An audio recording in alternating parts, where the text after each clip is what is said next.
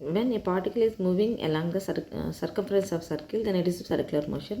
ఒక పార్టికల్ అనేది సర్కంఫరెన్స్ చుట్టూ రొటేట్ అవుతూ ఉంటే దాన్ని సర్క్యులర్ మోషన్ అంటాం. దానికి సంబంధించి first angular displacement. Angular displacement అంటే మామూలుగా డిస్ప్లేస్మెంట్ అంటాము, ఇది సర్కిల్ కాబట్టి దీన్ని యాంగులర్ డిస్ప్లేస్మెంట్ అంటాం. అది ఏమైతుంది, theta is equal to arc length by radius అవుతుంది. నెక్స్ట్ ఇక్కడ మొత్తం టోటల్గా కంప్లీట్ అయిందంటే ఒక రొటేషన్ 2π రేడియన్ అనమాట, 360 ఒక రివల్యూషన్ కంప్లీట్ అయినట్టు. Smaller angular displacements are vectors అయితే, so d1 plus d2 is equal to d2 plus d1 అంటే లా ఆఫ్ వెక్టార్ ఎడిషన్ అనమాట. లార్జ్ యాంగులర్ డిస్ప్లేస్మెంట్ ఒబే చేయవు కాబట్టి నాట్ ఈక్వల్ టు వచ్చింది. నెక్స్ట్ ఇక్కడ రిజిడ్ బాడీకి ఏమవుతుందంటే యాంగులర్ డిస్ప్లేస్మెంట్స్ సేమ్ ఉంటుంది, బట్ నాన్ రిజిడ్ బాడీకి డిఫరెంట్గా ఉంటుంది. Next angular velocity. మామూలుగా వెలాసిటీ అయితే మనం change in displacement by with rate of change of displacement అంటాం కదా. ఇక్కడ యాంగులర్ వెలాసిటీ అయినప్పుడు ఏమవుతుందంటే మన radiation angular displacement by time అనమాట. Del theta by del T వస్తుంది. అది ఇన్స్టాంటేనియస్ వెలాసిటీకి యాంగులర్ వెలాసిటీకి అయితే d బై dt ఉంటుంది, అంటే స్మాల్ డిఫరెన్షియేషన్. ఇన్ని యూనిట్స్ వచ్చేసరికి అవి రేడియన్, ఇది సెకండ్, రేడియన్ పర్ సెకండ్. ఇక్కడ వచ్చేసరికి 3 పాయింట్స్ వచ్చాయి. The particle moves with a constant angular speed, circular path, రెండు ఒకటే ఈక్వల్ ఉంటాయి అన్నమాట కాన్స్టెంట్ యాంగులర్ స్పీడ్లో వెళ్ళినప్పుడు. అదే కనుక పార్టికల్ కనుక move along circular radius possess both angular linear అంటే దాని relations v is equal to ω/r. ఈ ఫార్ములా చాలా ఇంపార్టెంట్, గుర్తుపెట్టుకోండి. First angular displacement, next angular velocity and relation between angular velocity and displacement. Next వచ్చేసరికి the direction of omega is along the axis of rotation, direction are along the radius way from centre or radially outwards. సెంటర్ని దూరంగా వచ్చినప్పుడైతే v is equal to mutual 3 పర్పెండిక్యులర్గా ఉంటాయి కాబట్టి v is equal to ω/r అనమాట. If ఈ particle is moving cross product sine, ఇక్కడ మామూలుగా r cross omega కదా, ఆర్ క్రాస్ ఒమేగా అంటే సైన్ తీటా, పర్పెండిక్యులర్ సైన్ 91 అయిపోతుంది కాబట్టి v equal to ω/r. Next particle moving along a circle with uniform speed and complete centre elevations in t seconds, then its angular velocity omega is equal 2πn/t అనమాట. ఇక్కడ n అనేది ఎన్ని revolutions అన్ని, t అనేది ఇక్కడ time period. మనకు తెలుసు omega is equal 2π/t, so 2π mu అనేది ఫ్రీక్వెన్సీ. అదే units of omega revolution per minute అని కూడా అంటారు, రివల్యూషన్ పర్ సెకండ్ అని కూడా అంటారు. 1 rpc is equal 60 rpm, 1 rpm is equal to π/30 × radian per second. అదే సెకండ్స్లోకి వచ్చేసరికి 2π అని వస్తుంది. నే body is rotating about its own axis, angular velocity వెళ్ళదు. All the particles body have the same angular velocity. If v1 v2 are linear velocities అనుకున్నాం అనుకోండి. ఇప్పుడు ఇక్కడ చేంజ్ అయ్యేవి ఏంటి, v1 is equal to r1 omega, v2 is equal to r2 omega. Omega constant కాబట్టి v1 v2 directly proportional కాబట్టి మీరు డైరెక్ట్గా రాసుకోవచ్చు. ఈ వీటి యొక్క రేషియో ఈజ్ ఈక్వల్ టు ఆ రేషియో. ఇన్వర్స్లీ ప్రపోర్షనల్ అయితే ఇది ఆపోజిట్ రివర్స్ అవుతుంది. ఇవి డైరెక్ట్లీ ప్రపోర్షనల్ కాబట్టి ఇలా రాసుకోవచ్చు. ఇప్పుడు the particles on the axis of rotation మీద ఉంటే 0 లీనియర్ వెలాసిటీ ఉంటుంది. నెక్స్ట్ వచ్చి యాంగులర్ యాక్సలరేషన్. మనకు తెలుసు వెలాసిటీని మళ్ళీ డిఫరెన్షియేషన్ చేస్తే యాక్సలరేషన్ వస్తుంది. సేమ్ ఇక్కడ కూడా ఉంది కాబట్టి యాంగులర్ వెలాసిటీని డిఫరెన్షియేషన్ చేసాము విత్ δ/ω/δt. ఇక్కడ ఒమేగా అంటే 2π మ్యూ కాబట్టి 2πకి ఏమని తీసి μ2 - μ1 అని రాసుకున్నాము. Angular acceleration of the particle at particular instant అయితే dω/dt అవుతుంది. వచ్చేసరికి రేడియన్ పర్ సెకండ్ వెలాసిటీకి రేడియన్ పర్ సెకండ్ స్క్వేర్ అనేది ఇది వస్తుంది. అదే కనుక వెలాసిటీకి యాక్సలరేషన్ టాంజెన్షియల్ యాంగిల్స్కి యాంగులర్ యాక్సలరేషన్కి formula AT equal to A×r అనమాట. ఇంపార్టెంట్ ఫార్ములాస్ వచ్చేసరికి relation among angular variables, ωt is equal to ω1 plus AT, theta is equal to ω2 plus ω1/2, theta is equal to అది మళ్ళీ ut ప్లస్ ½ AT² ఫార్ములా, అది వచ్చేసరికి u plus AT. అవన్నీ కూడా same మనకి అక్కడ ఏవైతే ఈక్వేషన్స్ వచ్చాయో అవే ఈక్వేషన్స్ ఇక్కడ రాస్తున్నాము. ω2 ω1² ప్లస్ 2a. ఇవన్నీ మనకు ఆల్రెడీ తెలిసిన ఫార్ములాసే. Next dynamics of uniform circular motion. When a particle moves in circular path such that radius vector makes equal, అన్నీ ఈక్వల్గా కనుక ఉన్నట్టే, equal angular displacement, equal time అన్నీ ఈక్వల్ పాత్లో ఉన్నట్టయితే దాన్ని యూనిఫామ్ సర్క్యులర్ మోషన్ అంటారు. Angular dynamics of uniform circular motion. మన ఎగ్జాంపుల్ వచ్చేసరికి moon is revolve around earth in circular path, satellite revolving ఇవన్నీ కూడా వస్తాయి. Next uniform circular motion, magnet of linear velocity, kinetic energy, angular velocity with respect అన్నీ కూడా remains constant. ఒక velocity ఒక్కటే change ఉంటుంది, అది కూడా ఎలా ఉంటుంది due to change in direction వల్ల చేంజ్ ఉంటుంది. Next centripetal acceleration. When a particles moving along a circle of radius r with uniform speed v, Then due to change in the direction of velocity, the particle possesses an acceleration called centripetal acceleration. అంటే ఏదైనా particle move అయినప్పుడు circle మీదుగా ఒక uniform speed తోటి దాన్ని ఎంత చెప్పాను కదా డైరెక్షన్ చేంజ్ ఉంటుంది వెలాసిటీలో, దాన్ని సెంట్రిపిటల్ యాక్సిలరేషన్ అంటారు, ఏఆర్ అనమాట. ఏఆర్ ఈజ్ ఈక్వల్ మనకు తెలిసిన ఫార్ములా తెలుసు కదా ఆల్రెడీ. యాక్సిలరేషన్కి ఫార్ములా ఏంటి, V omega, V into omega angular velocity. ఇక్కడ మనకు తెలుసు వి అనేది R omega, so R omega square అవుతుంది, that is equal to V square by R. The direction of AR equal to omega and VR mutually perpendicular. So మూడికి perpendicular ఉంటాయి.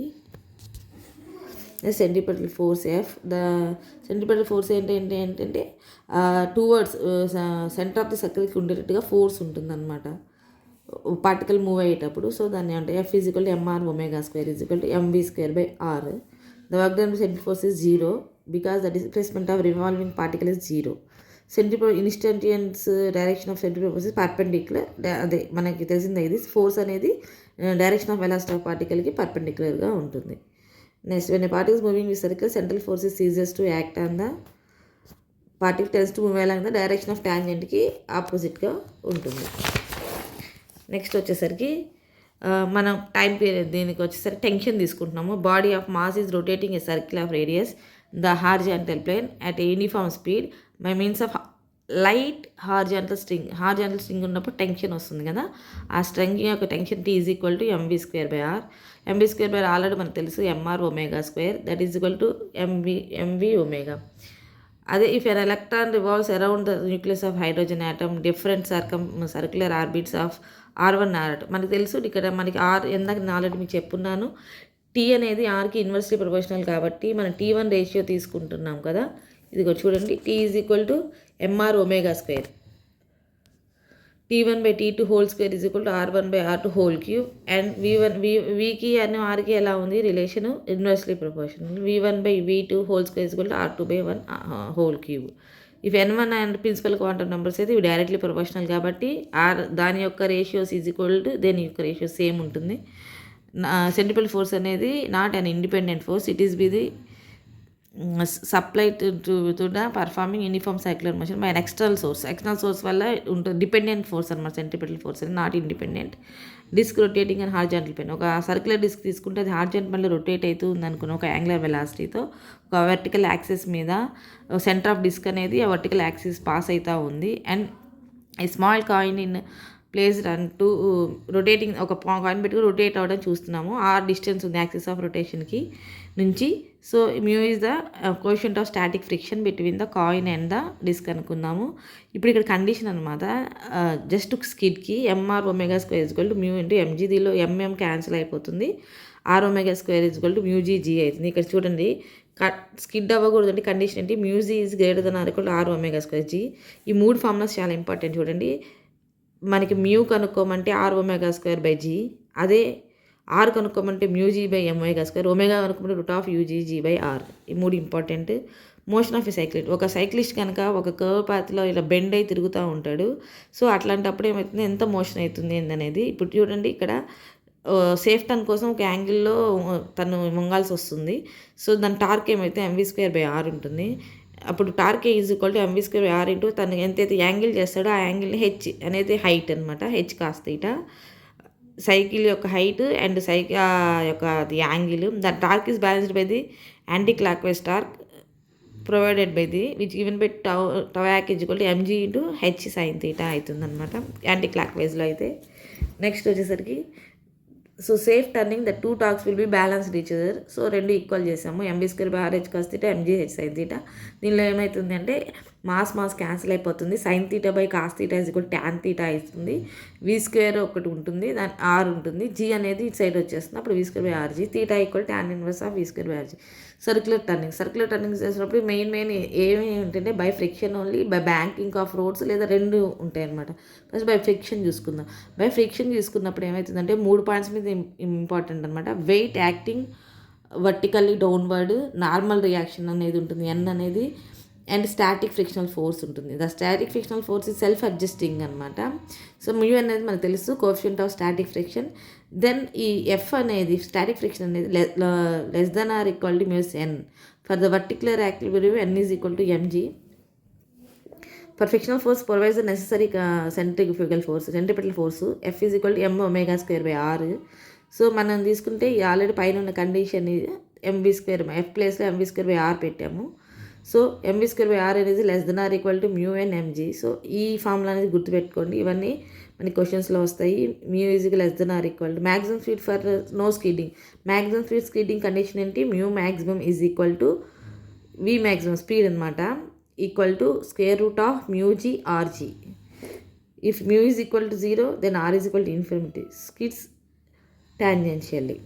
Maximum velocity of skidding and overturning.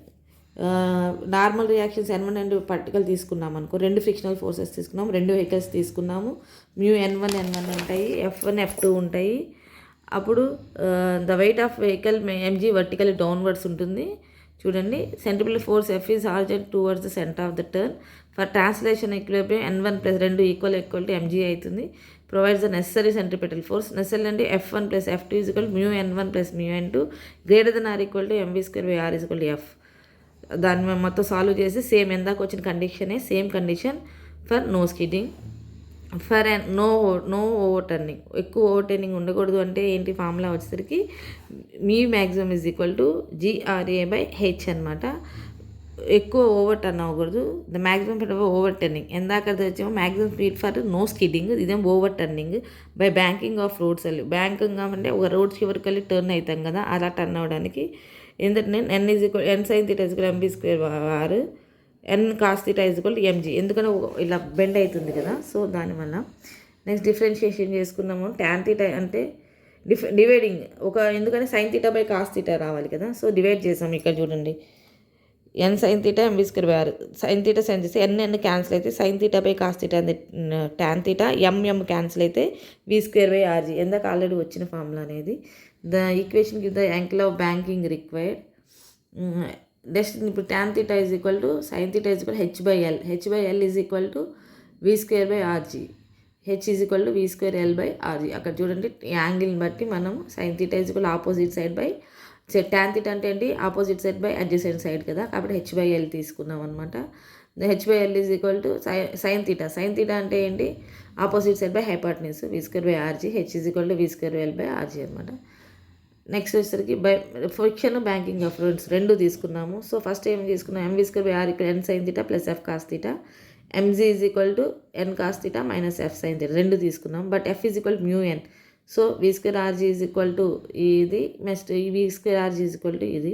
So v square is equal ఇది. మనం మొత్తం solve mathematical expressions solve చేసుకుంటే లాస్ట్కి వచ్చేసరికి మన formula అంటే v square is equal to r g వస్తుంది. Optimum speed for the least wear and tear of దానికి అంటే మీ maximum is equal to root of r g tan theta. Conical pendulum, conical pendulum చూడండి. కనానికల్ పెండులం వచ్చేసరికి ఇదిగోండి ఇట్లా ఉంటుంది. ఇది ఈ పెండులం కనుక మూవ్ చేసినప్పుడు t cos theta equal to mg, vertical ఒకటి, హారిజాంటల్ కాంపోనెంట్స్ రెండు తీసుకున్నాము. రెండు ఈక్వేషన్స్ని బట్టి ఏంటి థీటా ట్యాన్ థీటా ఒకదాన్ని డివైడ్ చేస్తే tan theta is equal to r omega square వస్తుంది. Omega is equal to root g tan theta by r. R కనుక ఎల్ సైన్ థీటా అనుకుంటే ఒమేగా 2π బై టీ అనుకుంటే టైం ఇది కూడా formula important. T is equal 2π in root of l cos theta by g. Two blocks are connected by string. ఒక స్ట్రింగ్కి రెండు కనుక blocks convert చేసినప్పుడు అటాచ్ చేసి రొటేట్ అవుతున్నాయి అనమాట ఒక స్మూత్ టేబుల్ మీద. అప్పుడు ఏమవుతుంది? రెండు ఈక్వల్ అయిపోతాయి. So m r omega square r m b square రెండు సేమ్ ఈక్వల్ ఎంజీ. ఇప్పుడు ఇలా దీన్ని బట్టి v కనుక్కోమన్నా ఆర్ కనుక్కోమన్నా మనం దీని నుంచి కనుక్కోవచ్చు. Non uniform circular motion. Non uniform circular motion అంటే centripetal acceleration, tangential acceleration, angular acceleration మూడు కనుక్కోవాలి. సో రిజల్ట్ అంటే linear acceleration a is equal to a r square plus a t square. Relation between ఏటీకి ఏకి ఫస్ట్లోనే చెప్పాను, acceleration t is equal a cross r అని mutually perpendicular ఉంటాయి కాబట్టి.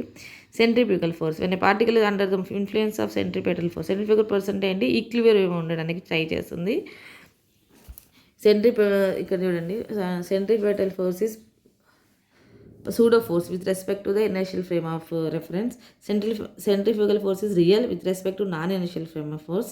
Pseudo force ఏమో inertial అన్నప్పుడు, ఇది రియల్ ఏమో నాన్ ఇనర్షియల్ అప్పుడు. Centrifugal force is not force of reaction of centripetal force. Centripetal forceకి రియాక్షన్ ఏం కాదు. Tendency pull the body along the radial outward direction. ఇది బయటికి బాడీ. అదే సెంట్రిపెటల్ ఫోర్స్ అంటే లోపలికి సెంటర్ ఆఫ్ మాస్కి టువర్డ్స్ ఉంటుంది, ఇది అవుట్వర్డ్స్ ఉంటుంది అనమాట. Next vertical circular motion, moving ఈ circular with non uniform speed తీసుకుంటే హెచ్ ఈజ్ ఈక్వల్ హైట్ ఇక్కడ హెచ్ ఇది చూడండి డయాగ్రామ్ బట్టి h is equal to r into I minus cos theta. From conservation of mechanical నుంచి half m u square minus v square into m g h. V square is equal to ఇది already మనకు తెలిసిందే. కాదు ఈ G అనేది ఏమవుతుందంటే downwards ఉంటుంది కాబట్టి మైనస్ జీ వచ్చింది. The necessary centripetal force is provided by resultant force. ఇది t is equal to minus m g cos theta is equal to m v square by are.